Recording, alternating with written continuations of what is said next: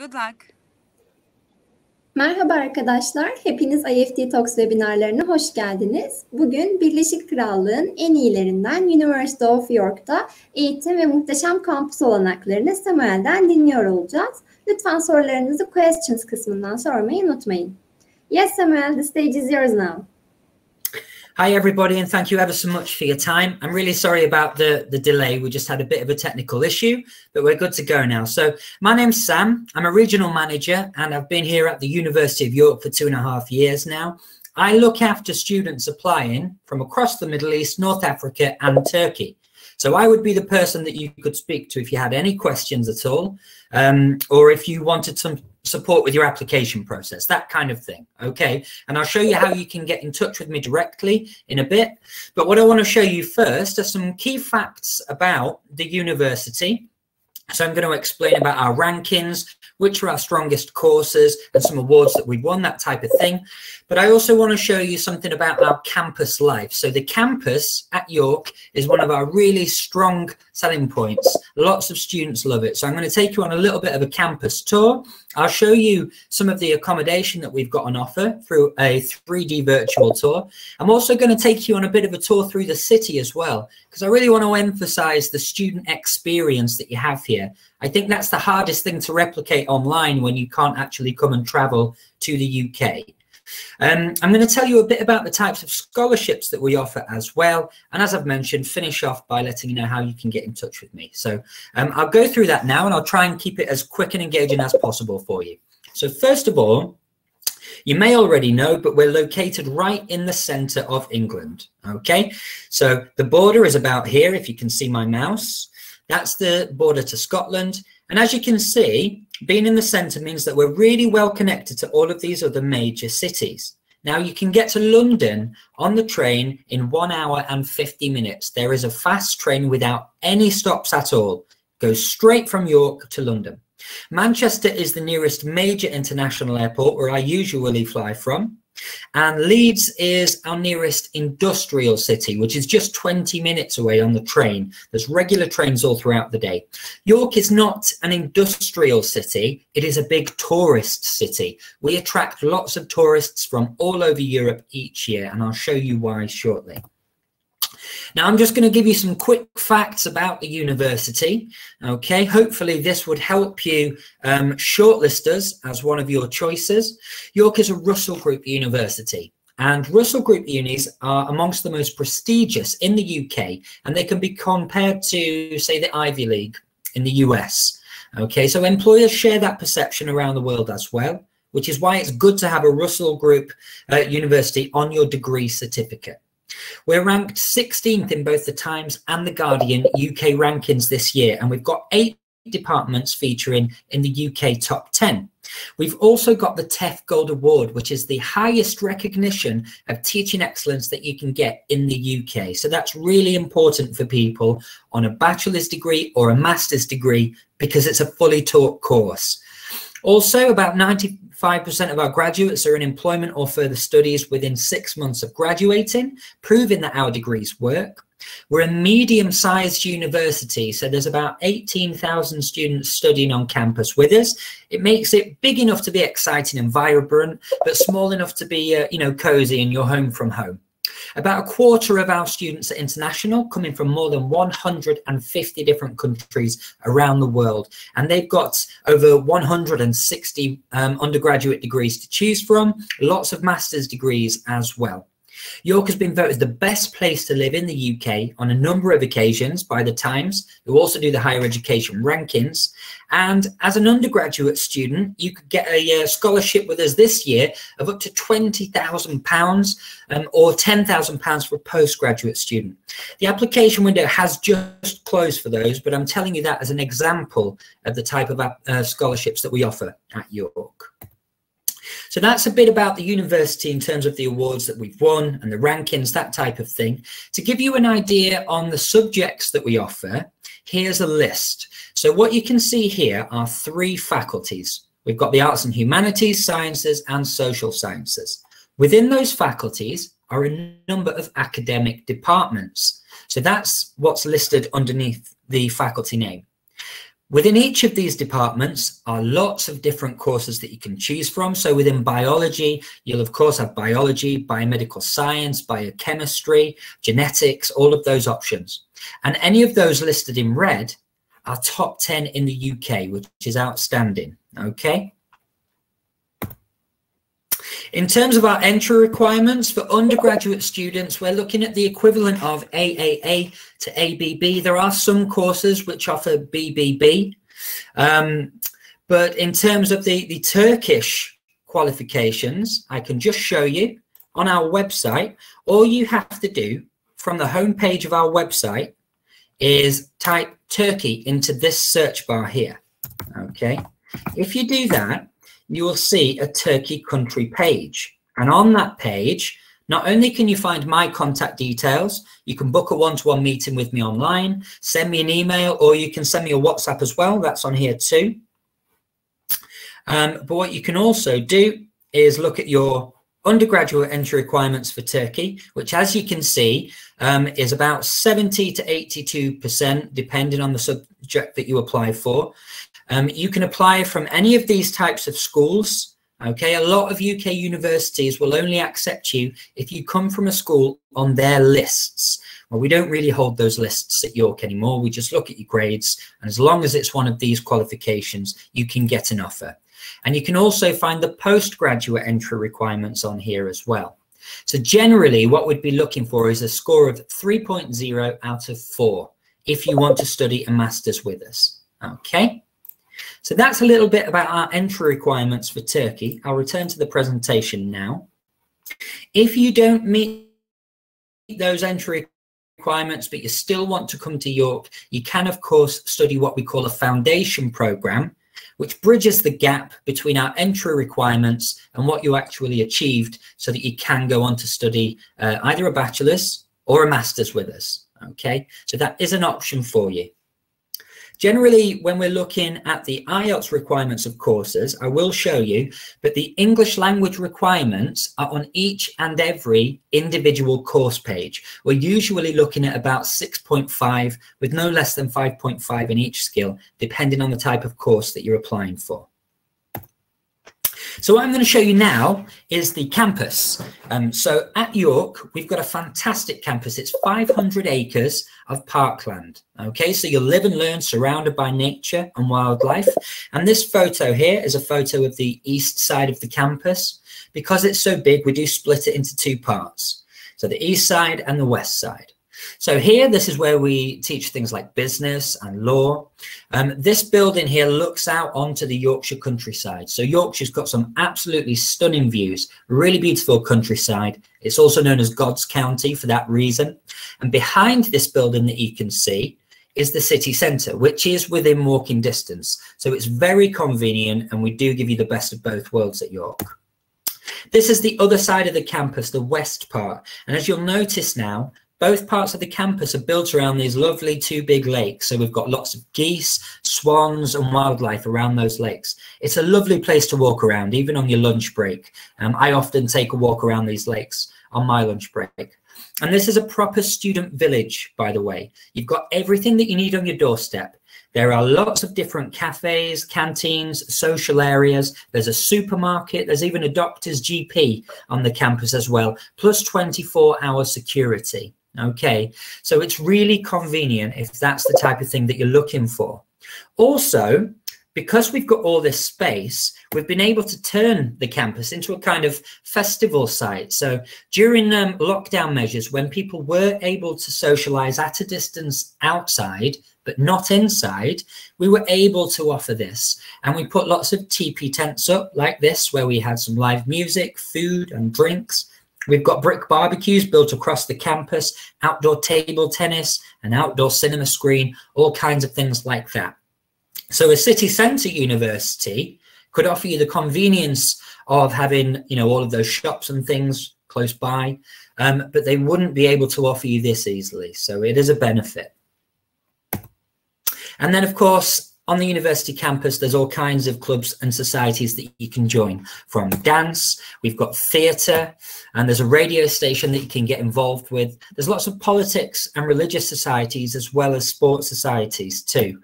And on the campus, we've got 2 huge sports centres. So we've got an indoor sports centre like this with an Olympic-sized swimming pool, squash courts, all that kind of thing.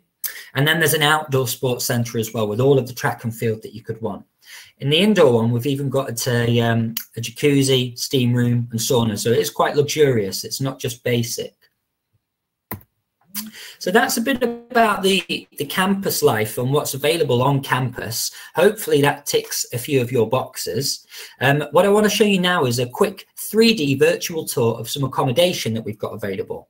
So usually, of course, students would hope to come to the UK before they actually pick a university, have a look around the campuses and the accommodation. And obviously you can't do that at the moment. So we've created these 3D virtual tours. So now we go back to the website, and all you have to do if you want to find this page yourself is type accommodation into that search bar. Like I showed you before, type in your country name. It'll bring you up with this page. Now, something important to know about accommodation at York is that we operate on what is called a college-based system. Okay, that's more like an American system than a UK system. What it means is that when you pick accommodation, you also pick a social group to belong to. And within that, we run activities all throughout the year to get you mixing with lots of different people. And there's also a really strong support network available to you should you need any, such as one-to-one counselling for mental health, that type of thing. You could go to your college support network and they would point you in the right direction to get help. Also within this, there are social areas that belong to each college. So instead of having one students' union on the campus that everybody goes to, there are 9 to choose from at the moment. So it does offer you more variety. Anyway, let's have a look at the different rooms. You can do that by price if you want to browse by price, but you can also search by college. And this is how you would do it. You'd look at the different colleges that we've got available. It shows you the price ranges anyway.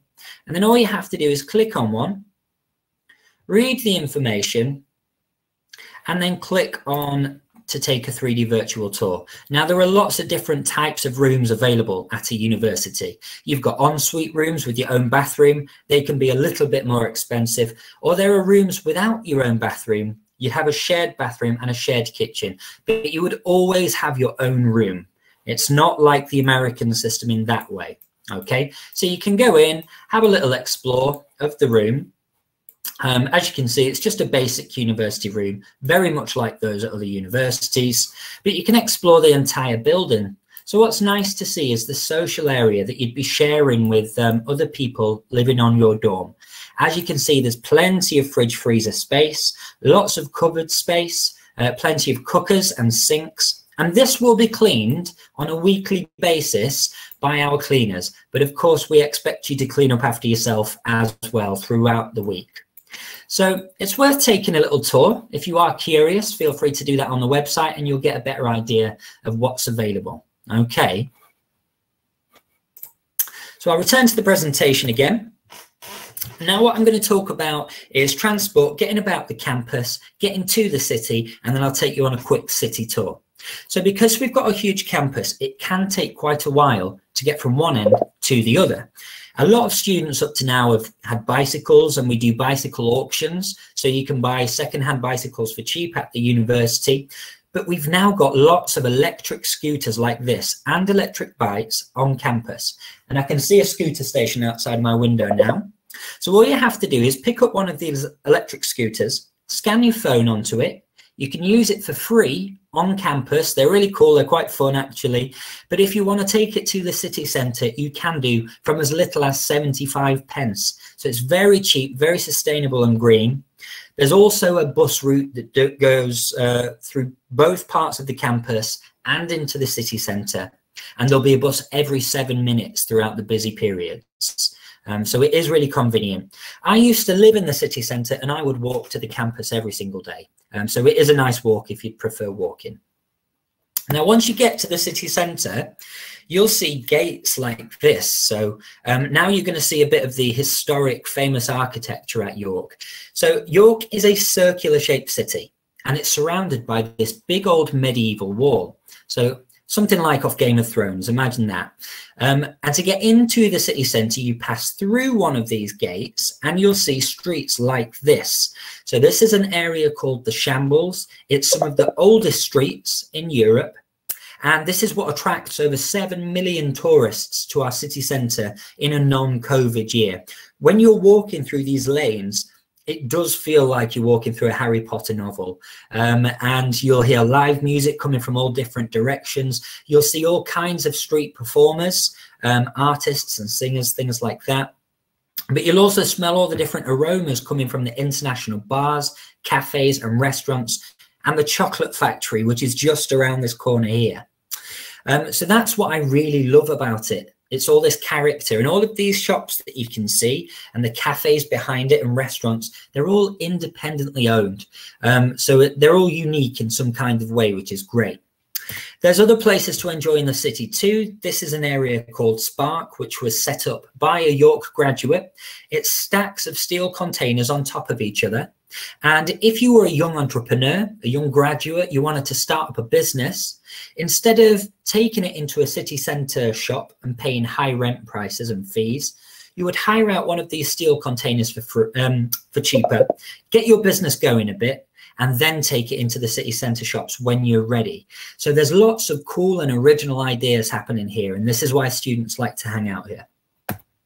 There's a river that runs through the city as well. You can hire out a boat for the day. If you want to hire a motorboat, you can hire that with your friends, or you can go on one of the boat cruises. There's lots of cafes and bars and restaurants that line the waterfront. And down this area here, if you can see my mouse, at the end of it near the bridge, there's usually a kind of music festival, a free one each year. And there's boats that come that have live music on too. So it's a really cool place. And then further afield, just outside of York, there's some lovely places to enjoy as well. This is an area called Whitby, and Whitby is very much like a seaside version of York. It's very old, very historic, and you may have heard of the famous sailor Captain Cook. So Captain Cook used to sail his whaler from Whitby. There's some giant whale bones up at the top of the seaside steps where you can get a nice view from. And also up on top of this hill is supposedly Dracula's grave. So Bram Stoker wrote Dracula inspired by this place, Whitby. And this is where Dracula is supposed to be buried. It looks out over the cliff onto the water. It's a really beautiful place.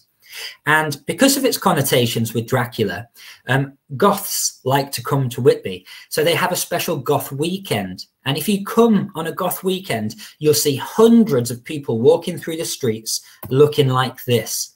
And they march up the 200 steps to Dracula's castle, beating drums on a night. So it's really cool. It's fascinating. And they do all different kinds of weekends like that. That's the kind of thing you can expect in and around York. Hopefully that gives you a bit of a sense of the place. So now what I'm going to talk about is the scholarship offerings that we have at York. So it's quite common for UK universities to offer international students scholarships, but they do vary widely in amounts. Some of them are automatic scholarships, and if you get one of those, it's very likely to be a small amount, something like £1,000 to £2,000. Which is good. I mean, it makes it cheaper, but if you're studying an undergraduate course for 3 years, it really doesn't scratch the surface. It doesn't make much difference. Well, at York, as I mentioned before, we've had scholarships of up to £10,000 to £20,000 this year. We don't know what scholarships we'll be able to offer you next year. So if you're thinking of applying next year, it could be very similar to this. This year, you had to apply for these scholarships. So you would apply for the course first, get an offer for the course, and that could be either a conditional or an unconditional offer. And once you got that offer, you were eligible to apply for one of these scholarships. We would send you an email to say applications are now open, apply online, and it's a personal statement style application form. So it would ask you 3 questions, including things like, why have you chosen to study at the University of York? Why have you chosen this subject in relation to your career and your passions? And what kind of experiences can you tell us about that make you an outstanding student? So if you wanted to, you know, I could meet up with you and we could look at this application form together, go through those questions if they do run it again. I've done that with many students this year, and that would help you strengthen your application and increase your chances of getting one of these scholarships. So bear that in mind. If scholarships are one of your top requirements, then York may be a good opportunity for you. And now I'm just going to finish off with a bit of a COVID-19 update. So obviously COVID raises a lot of questions for students, and in particular the financial support that you can get in response to COVID, because the government has got a colour coding system for people coming into the country. And if you're on a red list country, which I believe Turkey is, then you would have to quarantine in a government allocated hotel for 2 weeks or more before actually going out into society. And there is a cost to that, for the hotel, for the food, and for the tests that you have to take during that time. So that cost is £1,750. And the university has committed, and we were one of the first universities to commit to this, to paying your full fee for you. So every single student that comes to the University of York who has to pay this fee this year, we will pay this for. So that's an example of some of the financial support we've been given. Also, if you come from an amber list country, we would pay the £210 fee that you would be eligible to pay. These, obviously, we hope won't be in place next year. So if you're looking at applying next year, we hope there aren't any fees, but we don't know how things are going to go with COVID. It's been unpredictable so far. So we just wanted to show you an example of what we've done in response to COVID so far. In addition to this, we've given grants to students who are stranded in the UK and ran out of money. We've provided people with laptops who needed to study online but didn't have the IT equipment. And we've refunded millions of pounds worth of rent to students. Also, if you were coming this year and you've got a £2,000 deposit to pay, should you not be able to come because of COVID, we would be more than happy to refund that for you. But more importantly, let's talk about the teaching methods, because this has been a really top topic for students to talk about this year. Obviously, things have been delivered online so far, and we have taught face-to-face as and whenever possible, but the government placed these rules upon us, and we absolutely do not want to do anything that would put students at risk, okay? So this year, what we're expecting as of September is pretty much a near normal scenario. Our vaccinations are going really well in the UK. It's kind of a race between the Delta variant and the amount of people that we can get vaccinated with both jabs. But it seems as though the government's roadmap, although it has been delayed, will go to plan, and we should be out of lockdown restrictions, hopefully, fingers crossed, by mid-July. That means in time for students to start their degrees in September. All bachelor's degrees and master's degrees will start in September at York. We don't have multiple intakes, okay? So students should expect a near normal scenario this September without any social distancing and face-to-face teaching. Should there still be restrictions in place, we predict, although we can't guarantee, that that's likely to be a restricted scenario with 1 meter social distancing in place. Okay, so what we've done is we've taken lots of office space off professional departments within the university, and we're giving that to students so that we can still teach them face-to-face at 1 meter social distancing. Hopefully that offers you some reassurance should things continue into the next year. Okay, what I'm going to show you now is how you can book a meeting with me one-to-one, how you can speak with a current student. So if you wanted to chat with a student ambassador to find out about their experience at York, then you can do that online. And also how to make inquiries with the academic department specific to the course that you want to apply for, okay? Because I wouldn't at all expect you to choose York just based on a course page. It's a huge commitment and it's a lot of money, and we fully understand that. So I've shown you before how you would get to the Turkey country page to look at our entry requirements. From there, you just click this button and it will show you a calendar. And on that calendar, you can click through the months and you can book an appointment with me. I would meet you on Zoom. You can invite your family as well if you wanted to, and we would have a face-to-face chat for half an hour. We can have as many of those meetings as you need throughout the application cycle. That's perfectly fine, okay? Now, if you wanted to chat to a current student to get some student insights, all you would need to do is go back to this search bar that I keep using, that's on every page, and type the word chat. If you type the word chat, the top link will bring you up with the student ambassadors page. And on here, what you can do is you can read a student's profile. You can contact them through here as well. So you can just chat online without downloading any apps or anything like that. And you can also filter by study levels, filter by subject levels, and filter by countries as well. Okay. So I would highly recommend you to do that, definitely. And finally, what I'm going to show you to do is how to search for a course and speak to the academic department if you've got subject-specific questions. So the information that I can help you with is that I can sometimes help you with subject questions, but it's more about the general university, the application process, student life in York and on campus, that type of thing. So let's say you wanted to search for law. That's a popular subject at York because we teach it fully through problem-based learning. So unlike any other UK university. Let's have a look. Law is also known as the LLB in the UK. You may already know that, you may not. So if you search LLB, actually, I'll show you, type in the keyword, but also make sure you select the study level. So if you're looking for a bachelor's, that's undergraduate, a master's is postgraduate, and a PhD is research. Then click search, and it will bring you up with a list of relevant courses, okay? The 3-year LLB in law is the standard law degree. It's the qualifying law degree that you can go on to be a lawyer or a solicitor afterwards, okay? So you click on the course page and it will show you an overview of the course. It will show you the course content, which is really important because that is kind of the makeup of the program. You won't know the difference between a York law degree and a law degree anywhere else just by the title. You will have to look at the course content and the teaching methods. So we will show you the modules in each year. What you'll notice is that we teach core modules and then optional modules so that you can tailor subjects to your own taste. And then the teaching methods as well. Okay, so you can look at teaching methods and assessment, and that will tell you all about our problem-based learning approach, which is really important to know about.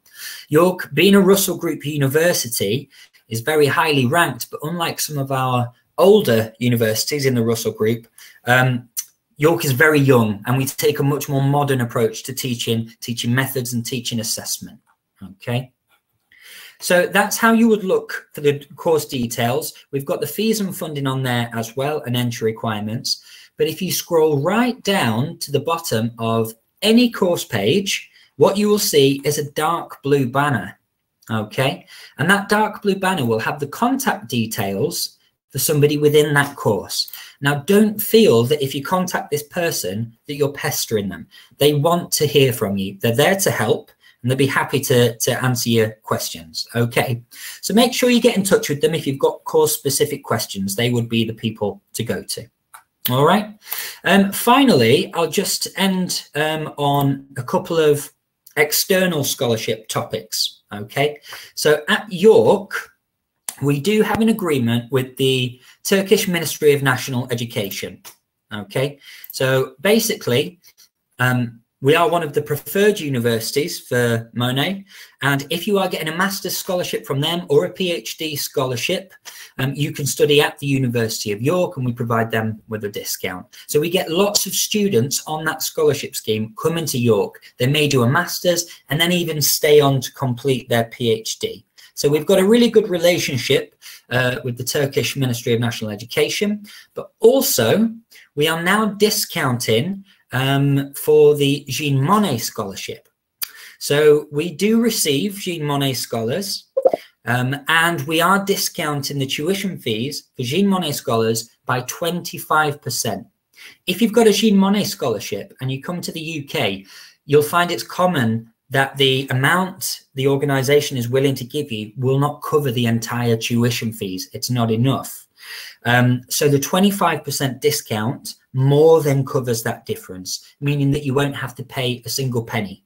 Okay, so bear that in mind as well. If you've got any questions about scholarships at all, please do come to me. I can help you. All right.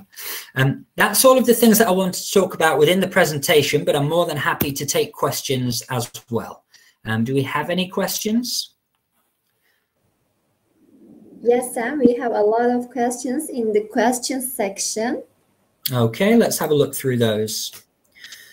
Okay, Mustafa. Let's see. Do you think York University, just to explain, York University is in Canada, by the way. We are the University of York, so there is a difference, but if you're Googling it, then you might easily be mistaken. So we're the University of York, and Mustafa has asked, is it a party school, a school that takes education too seriously, or a school that is somewhere in between? That's a fair enough question.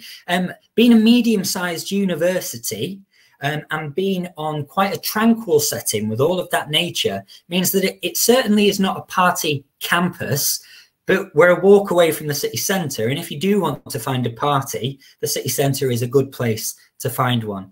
And as I say, we also have lots of different social areas, including bars on the campus as well. If you want to go to a big industrial city for, you know, a big night out, well, then Leeds is only 20 minutes away, and there's trains running late into the night, early hours of the morning too. So I wouldn't say that the campus itself is a big party campus. No, a lot of people take studies quite seriously here. But of course, there is that option available to you. Let's have a quick look at another question then. We've got one here from Furkan. Thank you. I'm wondering which one to pick on search bar. I'm currently studying for a PhD, but I may need to start from master degree if necessary. Okay. Applying for a PhD is much more difficult and more complicated than applying for a master's or a bachelor's. And the reason is it's not a set course with modules that are going to be taught to you. So often you might have to either come up with your own research project, give it to us and say, would you be willing to supervise this? Or you look for a project that we've written and apply for it. Okay. If you're referring to the search bar, click research. So you've got undergraduate, postgraduate, and then research. Click research, type in your keywords, and it will show the PhDs available. You're looking for the 3-year PhD.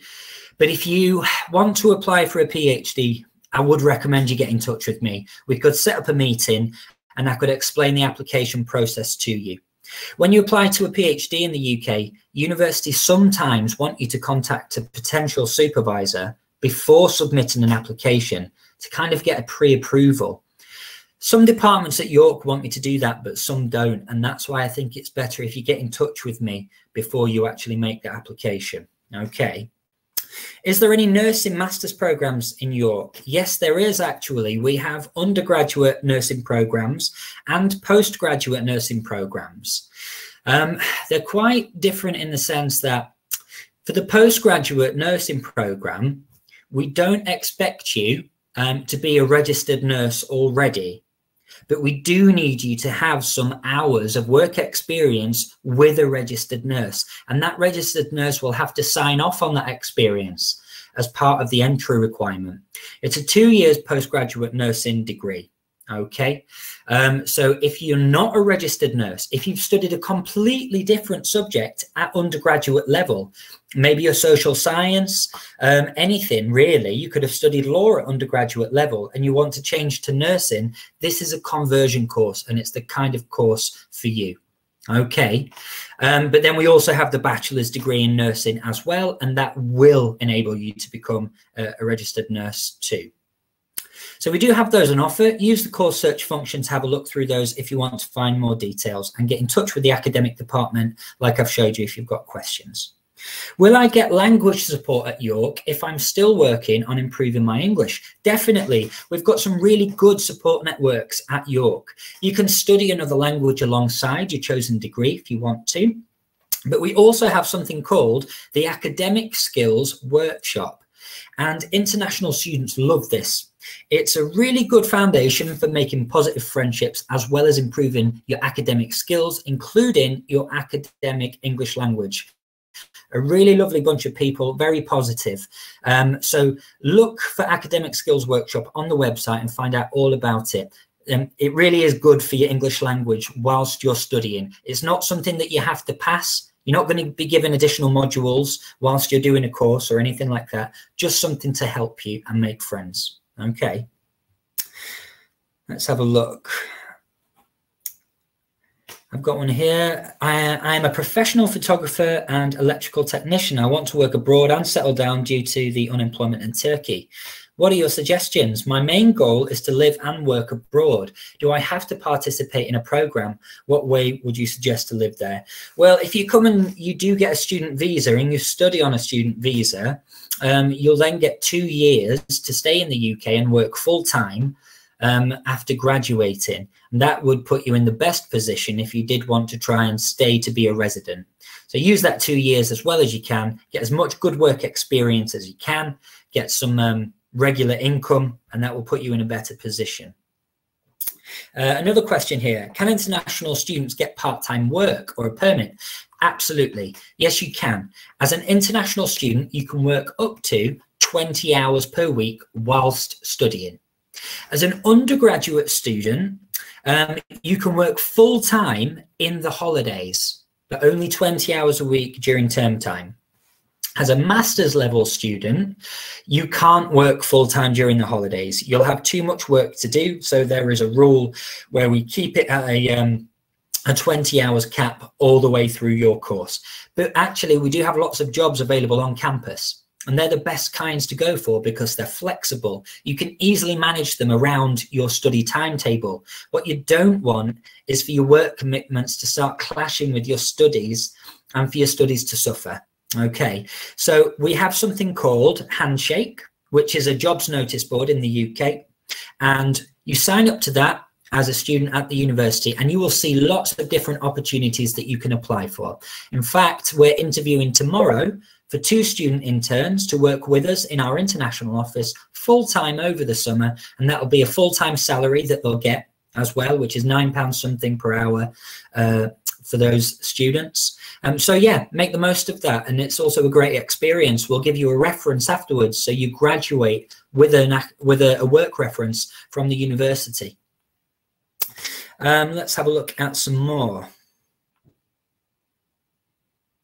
Is it advantageous to pursue a master's in law at the University of York? And what are the most popular LLM programs? So the LLM is really useful for international students who want to go back to their home country and specialize in something. That might be international corporate law, human rights law, or something like that. It is a specialist topic within law. So you're really zooming in to focus on a speciality so that you can go and specialize in that. It's not really something that UK students would study to be a solicitor or a lawyer. There are different pathways for that. But it is very popular with international students. So let's say you wanted to go and work within an international company to be a legal advisor. So you're not practicing law, okay? You're not a law practitioner like a solicitor or a barrister.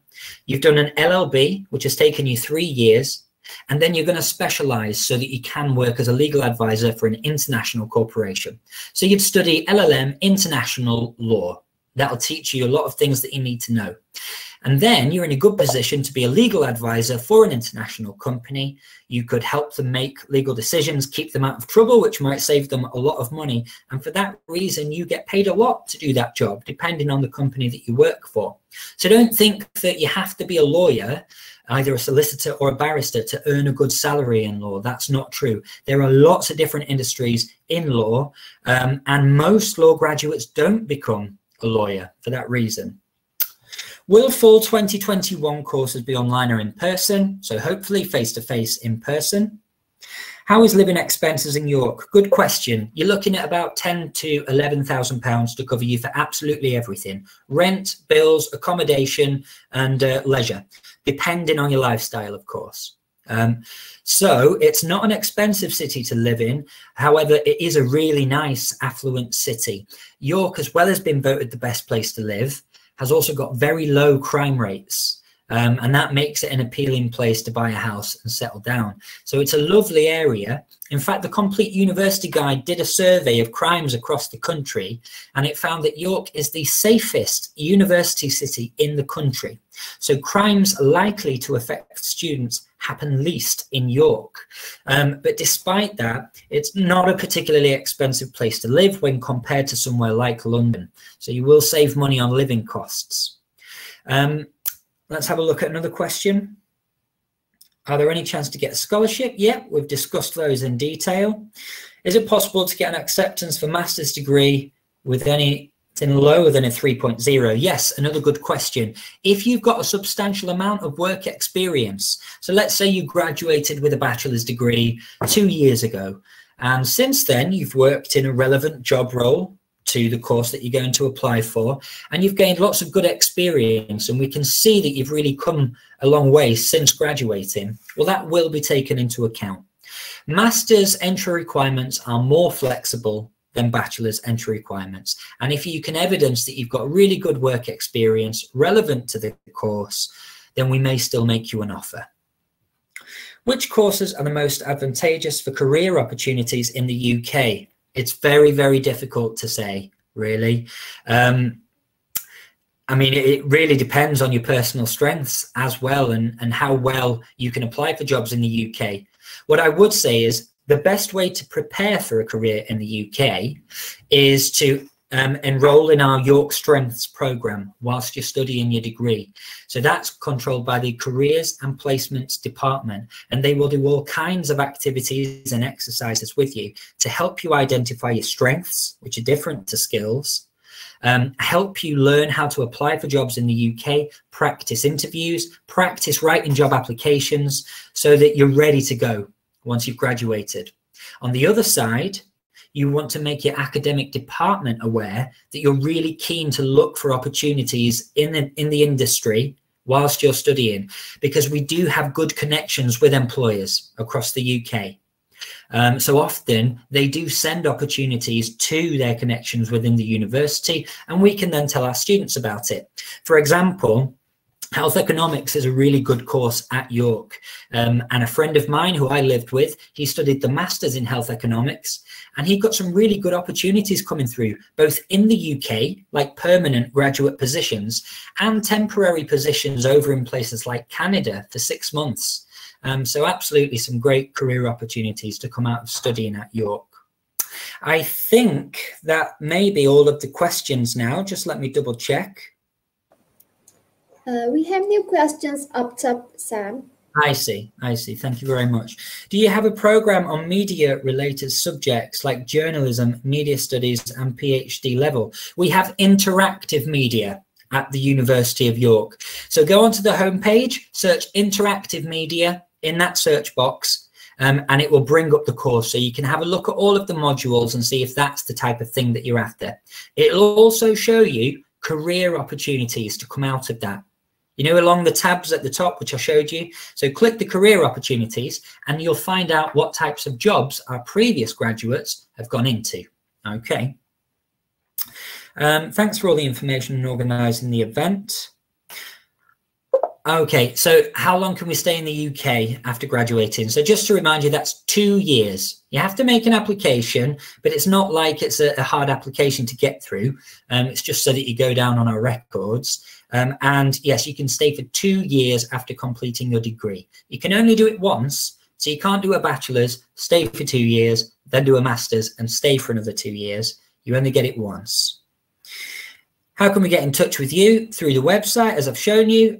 So type in your country name in the search bar, or even my name, and it will bring you up with my details. Are we allowed to apply for more than one scholarship at the same time? Yes, you are. So if you're applying for the Ministry of National Education scholarship, you won't need to apply for any more, because that covers you for everything. Likewise for the Zamanı scholarship, now that we offer you the discount, you won't need any more.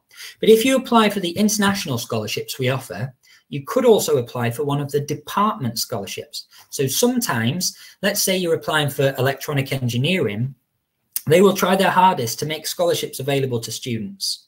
You won't know whether that's available until the year that you apply, but they will contact you to say, good news, we've been able to make these scholarships available, you can now apply for them. That might be something like £2,500. So if you've applied for one of our international ones, you can add it to that one. So that's something good to come out of that as well. Do I have to have a law degree to apply for the LLM? For most of them you do, not all of them, but for most of them, yes. If you want to study a master's subject, which is different to the bachelor's subject that you've studied, it's called a conversion course. Okay. And have we got any more? We have a new question, Sam. Could you please answer that too? The one from Mustafa? Yes. Yes. Would be taken into consideration for master degree if we have a lesser than 2.78 working as a freelance trader could count as work experience. It depends on the level of work that you've done. You'd have to evidence both in a CV and in your personal statement, you know, the level of responsibility that you've had. Essentially, what they'll look at is your bachelor's degree transcript. And if they can see, this student didn't do very well in a particular module, and that's what has brought their GPA down, they might think, actually, that module is not very important for this master's degree anyway, so let's make them an offer. Or they might think it is important. Is there evidence within their work experience that they've done some significant work around that module, like gained experience that has strengthened their knowledge in that module? And they'll be looking for that. So it is possible, but it is on a case-by-case basis. It would be impossible for me to give you a yes or no answer under these circumstances. Okay. Oh, a couple more. Is there any theology master program in York University? I don't know off the top of my head. I can certainly have a very quick look. But again, I just encourage you to use the search function on the homepage of the website. Analytic theology, yeah, a one-year master's in analytic theology, and that was in the Department of Philosophy. Okay, so do feel free to have a look at that. In fact, I can send you the link to that, can't I? So I'll put that in the chat in response. There's the link, so you can have a look at the course yourself, Mohammed. Melek, how much is nursing master program? Let's have a quick look. In fact, I should probably just share my... No, I won't, because I'll have to keep stopping it. I'll have a look at the nursing. The fees for adult nursing or mental health nursing are £22,650. But again, you could apply for a scholarship to reduce that amount. Okay. Unless there's any other questions that come through, I think that's just about it. Yes, Sam, we have another question in the chat box. Also, could you please answer that too? Sure, let's have a quick look. At the top or at the bottom? In the chat box. Do you have a program of teacher training or internships? Yes, so the teachers in the UK are called the PGCE. And often you need a bachelor's degree first, in whatever particular subject you want to teach. If it's high school or if it's junior school, it doesn't necessarily matter so much. But they're called the PGCE. That's what you're looking for. And when you're studying a PGCE course, what you'll have is a blend of classroom teaching, so you'll be taught modules, but you'll also have a lot of work experience as well built into your course. And we do offer several of those at York. It's a good place to come for it. Okay. Can you see any more questions, Zainab, that you'd like me to answer? No, I think you covered all of the questions, Sam. Thank you for your answers. You're most welcome. Well, I guess I'll just finish up. Oh, got one more. I'm planning to work while I study to pay for school and accommodation. Do you think it will be possible? Okay, so the difficulty is when you're working, it does help to give you some spending money, but you're not even going to get to be able to come here unless you can evidence that you've got that money in your bank account. Because to get your visa application, what they'll want to see is, let's say you're studying a master's program, they'll want to see that you've got just over £1,000 worth of spending money for each month before you come here, plus the tuition fees. So there is an affordability element to getting your visa. So you'll have to show that it's been in your bank account for, I think, 28 days prior to making your visa application. Okay. And we do work with many agent partners in Turkey.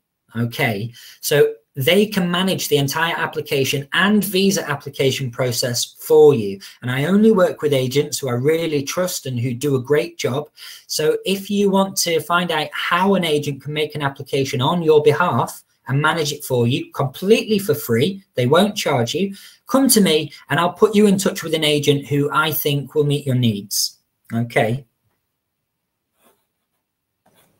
Yes, also, could you please share an email address in the chat box so that the participants can directly contact Sam? Absolutely, of course. I'm just going to share that now, everyone. This is my email address. I'll do my best to get back to you as quick as possible. Okay. So I suppose we'll wrap it up there then, Zainab, shall we? Yes, Samuel. Oh, unless we've got somebody else typing on here. Ah, okay. You're welcome, guys. Thank you ever so much. I know that there's a lot of online events and it's hard to stay engaged nowadays. But thank you ever so much for your time. I really do appreciate it. Get back in touch with me. I'm happy to help. And if I can't answer your questions, I will put you in touch with somebody who can. Okay. Thanks a lot. Yes, thank you very much for your fantastic presentation, Sam. We had a lot of questions and you covered them all. Thank you for your answers too. Thank you. Okay. I would like to thank the participants in Turkish as well. Katıldığınız için teşekkür ederiz arkadaşlar. University of York ile ilgili diğer sorularınız için Sam'in paylaşmış olduğu mail adresinden iletişime geçebilirsiniz. Umarız sizin için de faydalı olmuştur bu webinarımız. Yarınki webinarlarımızda görüşmek üzere. Thank you very much again, Sam. It was a pleasure to have you in IEFT Talks. Thank you. Bye-bye.